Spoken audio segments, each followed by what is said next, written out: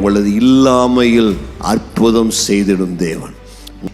எப்போ என்னாடி முடியல, ஒன்றும் நடக்கலை, எனக்கு ஒன்றும் ஆகலை அப்படின்னு சொல்லி நம்ம ஒரு விரக்திக்கு வருகிறோமோ, முடியலன்னு சொல்கிறோமோ, அப்போ தான் அவர் இறங்கி வந்து எல்லாவற்றையும் நான் செய்யலப்பா, என்னாடி முடியும்ப்பா, நீ தைரியமாக என்று சொல்லி நமக்கு உதவி செய்கிற நல்ல தேவனாக இருக்கிறார்.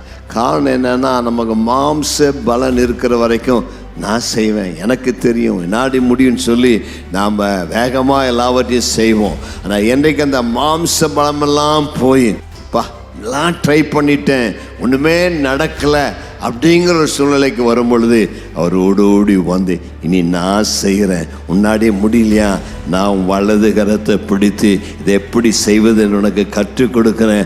அந்த சூழ்நிலையில், வனாந்தரமான சூழ்நிலையில் நான் உனக்கு அற்புத வாசலை திறக்கிறேன்னு சொல்லி நமக்கு உதவி செய்கிற தேவன்.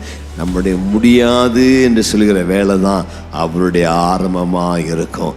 எல்லாம் முடிஞ்சிச்சு சொல்லும்போது அவர் சொல்லுவார், எல்லாம் முடியலப்பா, இனிதான் உனக்கு ஆரம்பிக்க போகிறது என்று சொல்லி அவர் ஒரு புதிய ஆரம்பத்தை தருகிறார்.